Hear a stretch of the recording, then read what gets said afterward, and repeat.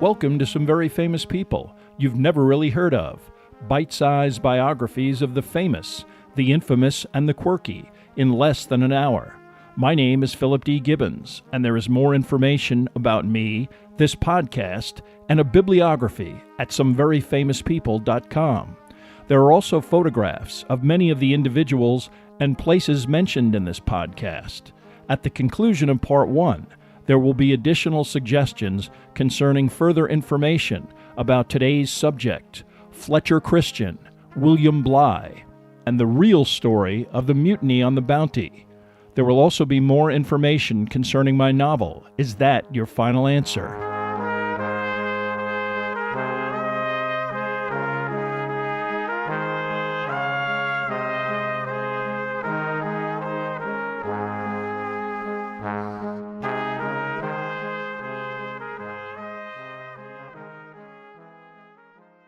Now let's get started with our story about the Mutiny on the Bounty. On April 28, 1789, the HMS Bounty was in the midst of a lengthy voyage that was commissioned by the British Navy to acquire a tropical plant known as breadfruit. The ship had recently left Tahiti, where 5 months were spent acquiring numerous saplings of the species that's fruit had a remarkable bread-like consistency. The ranking officer on the ship, Lieutenant William Bligh, was headed for Jamaica, where breadfruit was intended as a potential source of food for the slaves toiling on the island's plantations. Initially, Bligh's stewardship was no more unusually severe than any other British sailing vessel of the 18th century, but following the departure from Tahiti 3 weeks earlier, the lieutenant's behavior became erratically harsh, with severe punishment handed out for relatively minor offenses and increased verbal hostility towards some of the senior members of the crew. Bligh was especially hostile to Fletcher Christian, especially after a recently botched attempt to acquire water on the island of Nomuka, present-day Tonga. The sailors, led by Christian, were met with hostility and violence by the local natives and forced to attempt to fill kegs with spring water, but forbidden by Bligh to bring weapons. The British were chased back to the ship, failing in their mission. Calling Christian a formerly close associate, quote, "a damned cowardly rascal," after this failure, Bligh further alienated both Christian and much of the crew by accusing the first mate of stealing coconuts from the ship's private stores and then punishing everyone on board for this alleged theft. By April 28th, Christian, told by several crew members that they would support him no matter what he decided to do, made a fateful decision. At 5 a.m., accompanied by 3 other sailors, he entered Bligh's unlocked cabin, forcibly restrained Bligh with rope, and marched him onto the deck of the ship. After numerous members of the crew demanded to remain with Bligh, he ordered that the Bounty's launch, a 23-foot craft, be lowered into the water. One by one, Christian forced various individuals who he felt were either hostile to him or opponents of the mutiny into the vessel. Confusion reigned as the boat exceeded its capacity. Some men begged to be left on the Bounty. Others wanted no part of the mutiny and wished to take their chances on the high seas. With 18 men, not including Bligh, the boat cleared the surface of the ocean by only 7 inches. 5 days' worth of provisions were provided, and at the last minute, Bligh and 4 cutlasses were tossed into the boat. To the very last, the ship's commander pleaded with Christian to reconsider, but Christian refused. William Bligh and 18 other men were then set adrift on the Pacific Ocean, 1,300 miles from Tahiti, the only inhabited islands in the vicinity most likely hostile to such refugees. If Bligh's chances were slim, at least his major challenge was clear: survival until he could reach some outpost of civilization. For Fletcher Christian, the future was much more complicated. For as long as he lived, he would be a man without a country, hunted by the most powerful navy on the planet, a fugitive from what was certain to be severe judgment. What chain of events brought these 2 men to one of the most storied and dramatic moments in maritime history? Initially, Fletcher Christian was not destined for a naval career.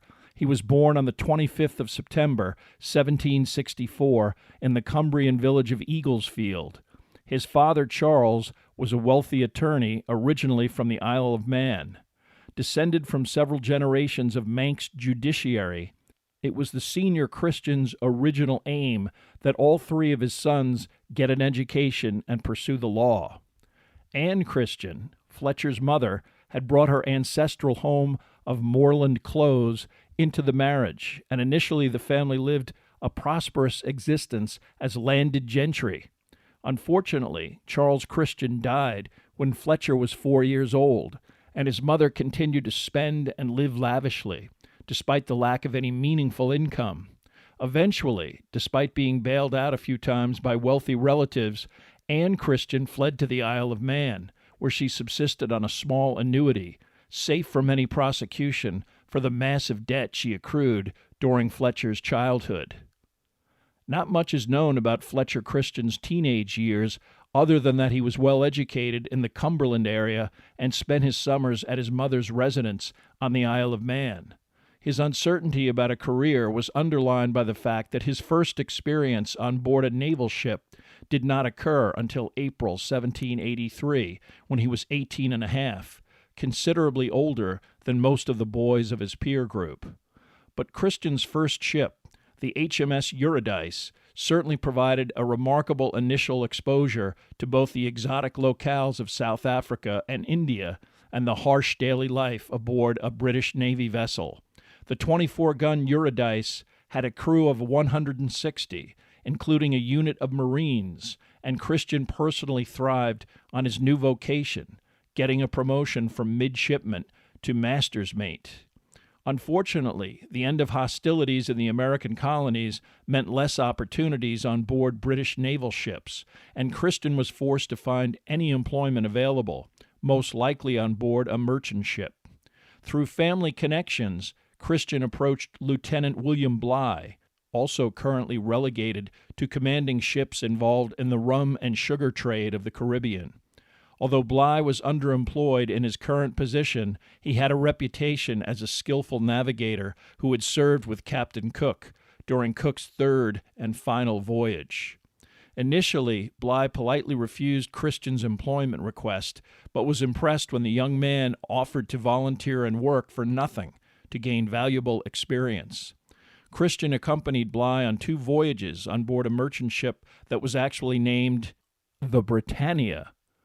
By the end of the second voyage, Bligh had taken a personal interest in Christian and was instrumental in getting Fletcher a subsequent position on board his next command, the HMS Bounty.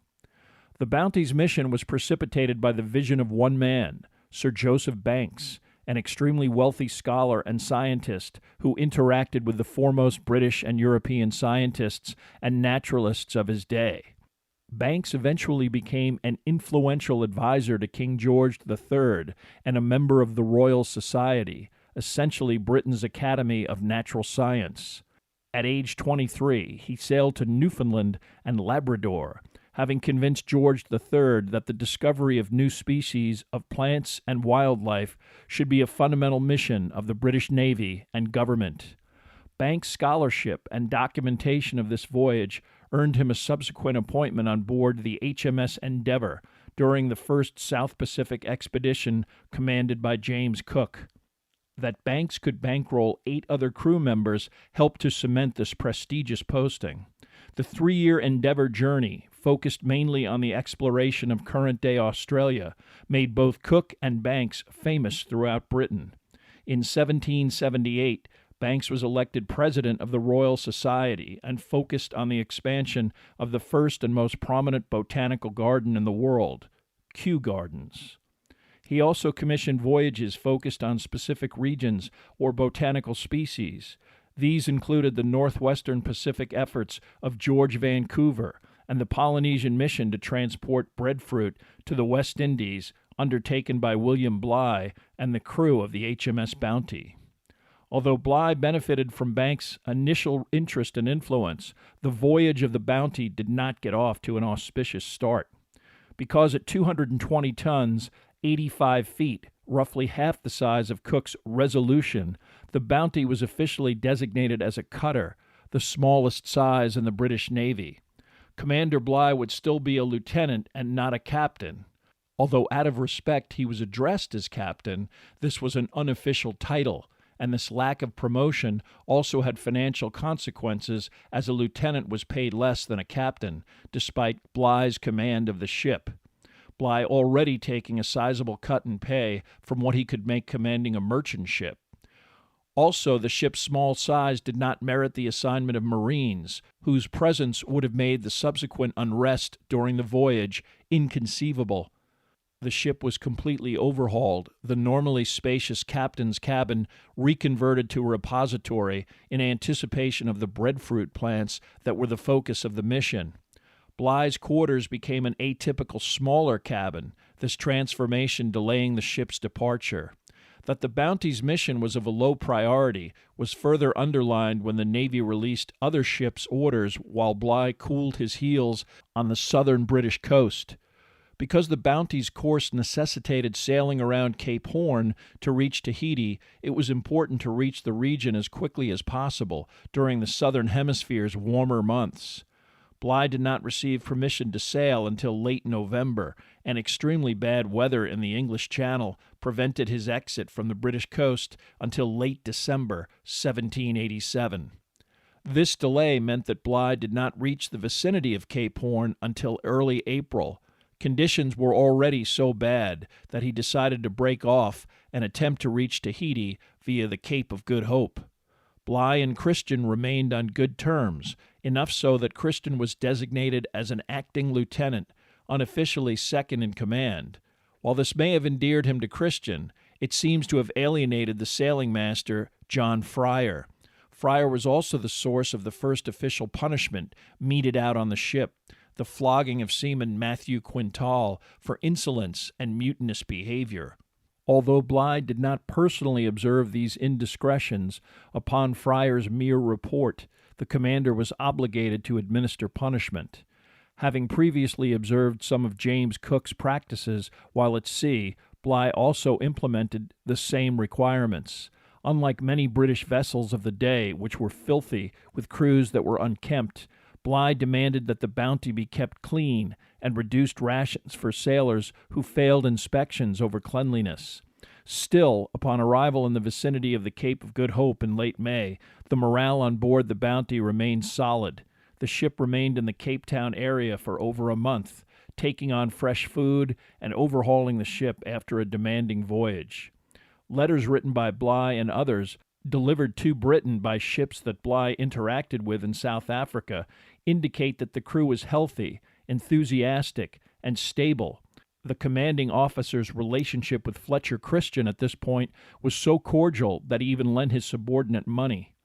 Bligh's only distressing issue was the ship's doctor and surgeon, Thomas Huggin, who over time was revealed to be profoundly alcoholic.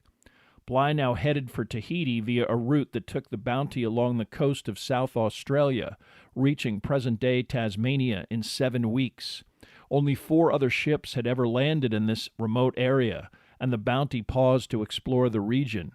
Here the first challenge to Bligh's authority occurred when the ship's carpenter, Thomas Purcell, and Bligh got into a heated argument on shore that resulted in Purcell being ordered back to the ship. As an officer, Purcell could not be flogged, but such insolence normally resulted in a court-martial. However, with no Marines and a tiny crew, Bligh could not exert much authority and could not afford to lose the services of such a specialist.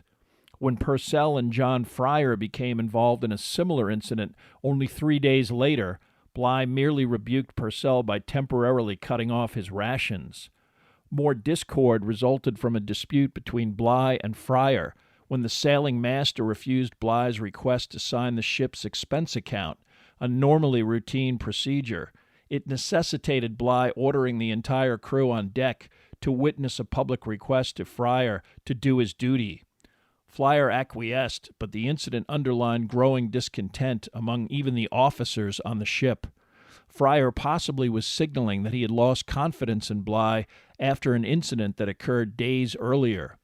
Out of nowhere, Bligh received news from another officer that an able seaman, James Valentine, was now in critical condition after treatment administered by the ship's surgeon Huggin. Valentine had been bled by the doctor, a prescription for what he diagnosed as an asthmatic condition. This seems to have prompted a serious infection, which proved fatal, the able seaman dying only a day after the commander's dispute with Fryer. Bligh prided himself on maintaining a ship consisting of a healthy, able-bodied crew, and this development was both personally and professionally disappointing. Huggin was now so habitually drunk that Bligh ordered that any liquor be removed from the doctor's cabin. It was in the midst of this dysfunction that the Bounty finally arrived at Tahiti on the 26th of October, 1788. The ship was sighted by islanders, and when word spread that it hailed from Britain, the origin of Cook's previous voyages, canoes literally swarmed the vessel. Now the crew was to live out the experience of visiting a veritable paradise, where all of the rumors they had heard were confirmed. With the discord that preceded the Bounty's arrival quickly dissipated by such an environment, Bligh turned his attention to ingratiating himself with the chieftains and rulers that presided over various parts of the island. To Taina, the most powerful of these dignitaries, Bligh conveyed the message that in exchange for the trinkets provided by King George III, he was most interested in receiving samples of the breadfruit tree. The 6-foot 3-inch, 300-pound ruler and the rest of the island's hierarchy were thrilled that the king could be satisfied with a plant that was ubiquitous. Unfortunately, Bligh's late departure meant that now he was forced to remain on Tahiti for the 5-month monsoon season, unable to traverse the numerous storms and torrential rains that made sailing impossible during this time period. To acquire breadfruit he hoped to transport to the Caribbean, Bligh established a camp on shore to nurture the plants before they were then placed on the Bounty. To operate and safeguard this facility, Bligh commissioned a squad of seamen, the 2 gardeners on board, and appointed Fletcher Christian as the officer in charge. This posting meant that unlike their shipmates who needed to spend nights aboard the Bounty, Christian's group got to remain on the island overnight. Other than acquiring and locating specimens of breadfruit, the duties of the Bounty crew, while on Tahiti, were minimal. Much of their time and energy was spent interacting with the women of Tahiti, and a lackadaisical attitude quickly prevailed at every level of command, much to Bligh's increasing anger and frustration. One immediate casualty was the ship doctor, Huggin, who now had little to stop him from indulging full time. After his death, Thomas Huggin was buried on Tahiti, his funeral well attended by respectful islanders. Petty thefts or perceived dereliction of duty elicited an increase in floggings for the ordinary seamen and verbal abuse for the officers, Christian especially singled out by his former protege. A complete breakdown of authority occurred when 3 crew members, Churchill, Millward, and Musprat, not only deserted but absconded with the ship's small cutter, some muskets, and ammunition. Although the Bounty's crew had ingratiated themselves with the Tahitians and most had ongoing romantic relationships with individual females, Bligh made it clear that he wanted the men returned. Within a few weeks, all 3 were located, returned to the ship, and flogged, although none of the malefactors received more than 24 lashings, inflicted over several weeks, a far more lenient punishment than they could have expected on a larger, typical British man-of-war.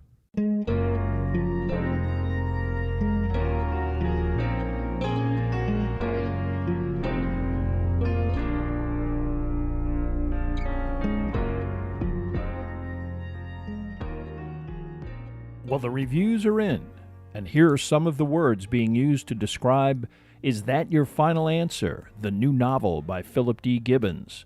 Sparkling, highly entertaining, timely, don't pass this one by. One of the most hilarious satires addressing the unique Southern California lifestyle. You can see for yourself on Amazon. Is That Your Final Answer? A cross between Office Space and Sex and the City from a male perspective. This is the hilarious and poignant account of one man's search for love and reason in a cold and irrational world.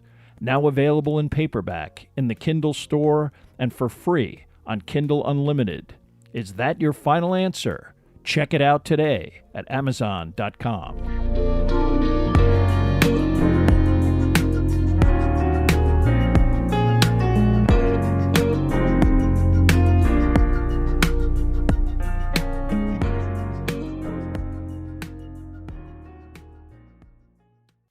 By March of 1789, both the end of the monsoon and the acquisition of sufficient breadfruit prompted Bligh to begin preparations for the ship's departure.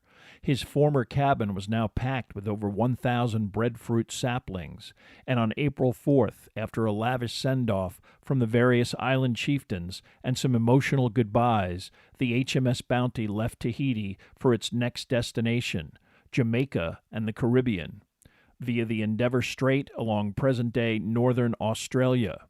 Although much of the crew was not eager to leave Polynesia, most historical accounts, including journals kept by crew members, indicate that while there was some grievances among individuals on board the Bounty, collectively the situation was stable and certainly not mutinous. In the next 4 weeks, Bligh's continually irrationally vindictive verbal outbursts directed toward various officers and several specific events changed the ship's atmosphere entirely.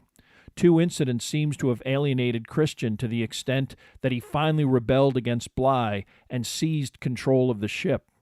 The first occurred around April 22nd, when Christian and a party of men were sent ashore on what is present-day Tonga to replenish the Bounty's water supply. Bligh did not want any bloodshed, so he ordered that the men proceed inland unarmed. When Christian was forced by hostile natives to retreat, his kegs unfilled, Bligh exploded, calling him a damned cowardly rascal. When coconuts disappeared from the Bounty's supply, Bligh personally confronted each officer about their personal consumption, and when Christian refused to answer any questions about the matter, Bligh accused him of theft and punished the entire crew with a reduction in rations. As unpredictable as these outbursts were, Bligh subsequently relaxed, even inviting Christian to eat dinner with him, a formerly frequent invitation. This time Christian begged off, claiming he wasn't feeling well. Such an invitation underlined how unaware Bligh was of Christian's inner turmoil. Subsequent dramatic representations of the mutiny on the Bounty typically depict a final intolerable act of cruelty meted out in broad daylight by Bligh on deck. Actually, just before dawn on April 28, 1789, 4 men entered Bligh's cabin while he was sleeping and quickly subdued and tied the lieutenant's wrists behind his back. Christian, along with Charles Churchill, John Mills, and Thomas Burkitt, were armed with weapons removed from the ship's armory, and they dragged Bligh on deck. Although told to keep quiet, Bligh began yelling, waking other officers, including John Fryer, who was warned by the armed group not to leave his cabin. On deck, Bligh continued shouting at the various crew members who were either mocking their commander or anxiously hoping to accompany him, regardless of the uncertainty. Initially, Christian, now brandishing a bayonet to intimidate those who might attempt to physically subdue him, lowered a small boat that could hold only Bligh and a few other men. Unseaworthy and unable to hold all of the men who demanded to leave, Christian then agreed to put the Bounty's launch into the water. This craft was 23 feet long, about 7 feet wide, and allowed for a sail that gave its occupants some ability to navigate. Normally designed for at most 15 occupants, 18 crew members squeezed into the launch, with Bligh eventually forced to join them. The process of seizing control of the Bounty and expelling William Bligh took several hours, as several loyal crew members, 2 carpenters, and the ship's armorer insisted on getting into the launch. With the small boat sitting only 7 inches above the water, this demand was impossible. Christian also knew that he could never keep the Bounty operable without their specific skills. On the other hand, John Fryer pleaded to remain on the Bounty, most likely realistic about Bligh's chances of ever reaching any outpost of civilization alive. Christian, possibly insecure about having to deal with a senior officer subsequent to the mutiny, ordered him into the launch. Throughout this entire ordeal, Bligh continued to demand that Christian stop the mutiny, and finally started to plead. Consider, Mr. Christian, I have a wife and 4 children in England, and you have danced my children upon your knee." This entreaty seemed to momentarily fluster Christian, who responded, "That, Captain Bligh, that is the thing. I am in hell. I am in hell." Minutes later, Christian seems to have returned to an icy, determined demeanor. He cut off any more of Bligh's pleas. "Come, Captain Bligh, your officers and men are now in the boat, and you must go with them." Although Christian later maintained to the other mutineers that he was surprised by the lack of resistance by any member of the crew, he was shocked by the number of men who aggressively demanded to get in the launch, including individuals like Thomas Purcell, one of Bligh's main antagonists during the voyage. The 3 men extracted from the small boat, and some of the others continued to shout at Bligh, professing their loyalty and asking that he not forget them. As the rope connecting the launch to the Bounty was severed, and the distance between the 2 vessels widened, Bligh shouted back, "Never fear, lads, I'll do you justice if I ever reach England." Some of the mutineers responded by tossing breadfruit trees out of the windows of the stern of the boat. Bligh's clerk was able to gather up the captain's journal, a compass, and quadrant, but was unable to save Bligh's extensive collection of maps and charts. Christian gave Bligh his own sextant, but the lack of maps was a serious handicap. The captain's first destination was the volcanic island of Tofua, actually visible on the horizon. Christian had lowered approximately 5 days' worth of water and food into the boat, and Bligh's immediate concern was getting as much fresh water as quickly as possible. After refilling in Tofua, Bligh then hoped to proceed to the much larger Tongan island of Tonga Tapu. He easily reached his first destination, only a few miles from where he was abandoned by the mutineers. For several days he warily sailed off the coast of the island, acquiring necessities in exchange for various trinkets or articles of clothing. When the presence of the boat became common knowledge in Tofua, a large crowd gathered, led by several of the island's tribal chieftains, who attempted to entice Bligh to leave his boat and sleep on the island. During this exchange, Bligh heard the ominous sound of many of the locals pounding rocks together in a deliberate rhythm. Bligh knew from previous experience with Cook that this was a signal to prepare to attack. He surreptitiously ordered his men back into the launch and suddenly broke his conversation off and gave the signal to shove off just as a hail of rocks and stones began. One sailor, John Norton, attempted to accelerate the departure by jumping into the water and retrieving one of the lines that secured the boat on shore. Bligh had already cut the rope to facilitate the getaway, but Norton unfortunately was struck in the head and knocked down. Several natives began bashing his head in, while others jumped into canoes to prevent any escape. Bligh and his men frantically rowed away, tossing more clothing into the water to distract their attackers, an ultimately successful tactic. This narrow escape convinced Bligh that any additional attempts at interacting with native populations on other islands was simply too dangerous. Instead, he resolved to sail to what he knew to be the nearest major port, Kupang, a Dutch trading post on the island of Timor, in present-day Indonesia. Unfortunately, Kupang was approximately 3,500 nautical miles away through the Endeavour Strait. Rations for all men were reduced to a mere subsistence amount, water to 1/4 of a pint a day. Without any maps, Bligh resorted to navigating with the instruments he had and from memory from his voyage with Cook, the Endeavour Strait, literally named after Cook's ship.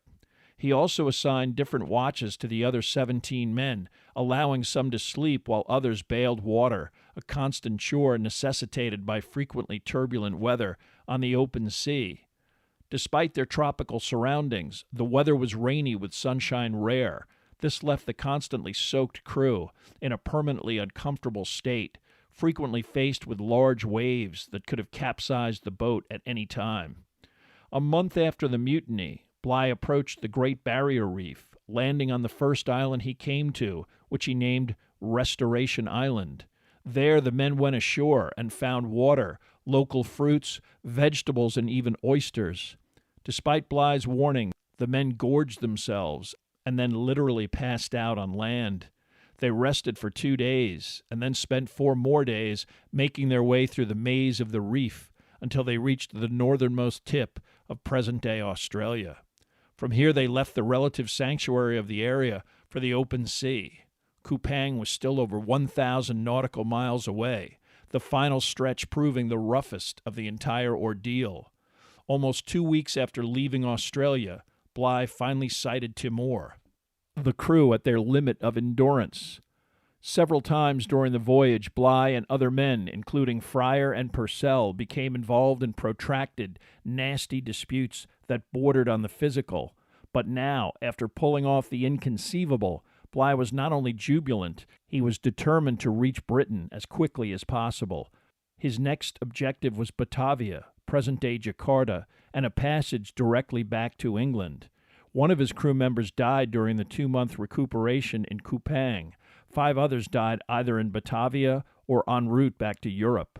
By then, Bligh had secured passage for himself, his clerk, and his personal servant. He departed on October 16, 1789, reaching England on the 14th of March, 1790.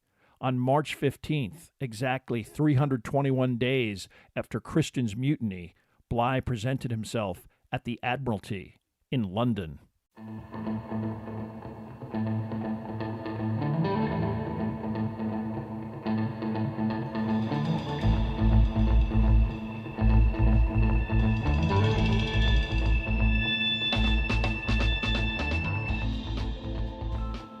Thank you for listening to Part 1 of this podcast about the Mutiny on the Bounty. Much of the information for this podcast came from the books The Bounty by Carolyn Alexander and Lost Paradise by Kathy Marks.